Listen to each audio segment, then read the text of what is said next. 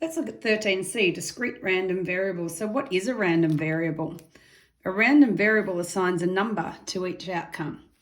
So take a second to copy down this tree diagram, or use the one from 13A, because we actually did this in question something or other, the last question we did, where we talked about whether you stopped or didn't stop at the traffic lights. So what you can do is then go through and say, if I define my random variable as the number of stops, so let's go x equals number of stops. And if I do that, here we'll have x equals 3, stop, stop, stop. This one, x equals 2, because there was 2 stops, etc.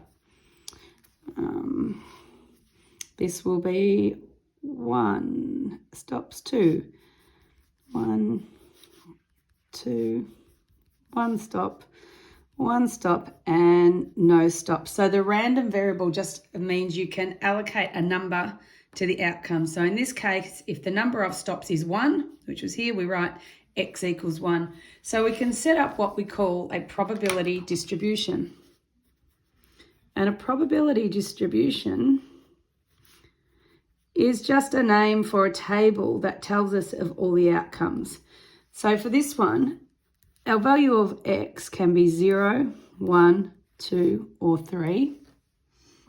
And what we write here is the probability that the value of the random variable is whatever this small number is. So this is saying that the probability of x equals 0, the probability that x equals 1, probability that x equals 3.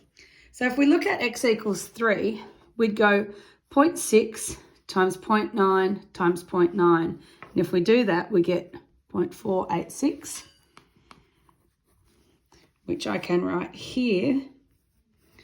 But I'm also written it up here on the tree diagram, 0.486. The other easy one to get is 0. And that's if we do 0.4 times 0.7 times 0.7. And that gives us 0.196. So in our table, 0.196. It's a bit tricky when we get, say, to 1, because we've got this one, we've got this one, and we've got this one. So if we work out the individuals, so x equals 1 here is 0.6 times 0.1 times 0.7. I've worked at that earlier, that's 0.042. This one here, 0.4 times 0.3 times 0.1.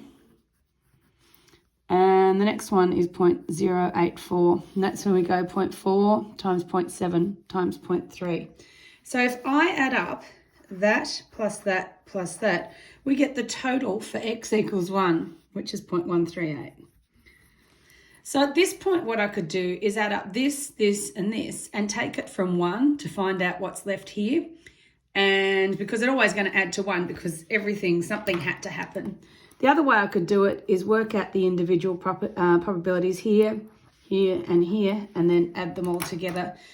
I know you can do that. You're just going to have to trust me that that comes to 0.18. So a probability distribution is just this table. So now if I wanted to find something like, what's the probability that x is greater than or equal to 2, we would say that's 0.18 plus 0.486, and we'd work that out. What's the probability that x is less than 3? Well, I could say that's the probability x equals 0 plus x equals 1 plus x equals 2, and I could add them all up together. Or I could just say it's the opposite to x being 3. Either way, you're going to get the same answer. So just look for your tricks. And remember that this means 2 is included. This means that 3 is not included. So that is discrete random variable. So I've picked a question that is not one of yours. And it's question 8. So I'm going to get it up on the screen here, and you can get it in front of you if you need to. All right, suppose that 3 balls are selected at random with replacement for a jar containing 4 white and 6 black balls. If x is the number of white balls, let's find those particular values. So I'm thinking what I'm going to do is draw a tree diagram, and I've got 3 balls that have been selected. So the first one could be white or black. The second one could be white or black, and the third one could be white or black. So if we put that into a tree diagram, you'll get quicker at them. And then we worked out that there was 4 white and 6 black. So there's 4 out of 10, 6 out of 10. And because they replace them, the probability is going to be the same every time.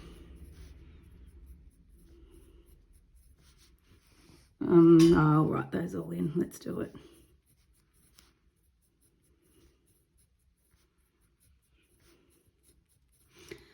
And I'm going to define my random variable as x equals the number of white balls. So here this is 3, white, white, white, 0, black, black, black, and it'll go in between. So x equals 2.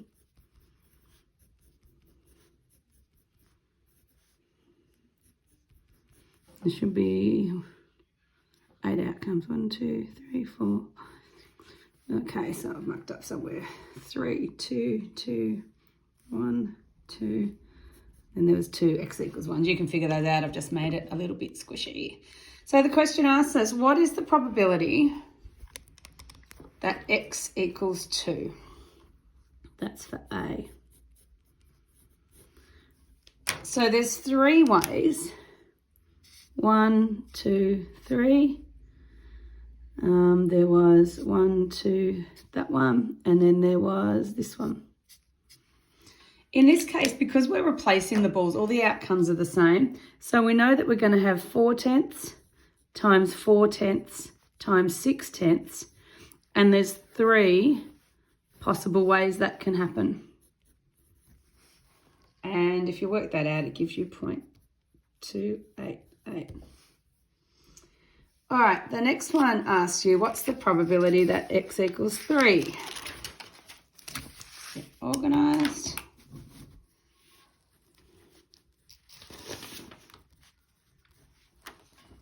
So the only way we got 3 was we went 4/10 times 4/10 times 4/10. I'm just going to write that as 4/10 cubed. And that's 0.064. So those ones aren't particularly interesting, but they start to get good. What is the probability that x is greater than or equal to 2? So you can have x equals 2 or x equals 3. So x equals 2 we worked out in A. X equals 3 we worked out in B.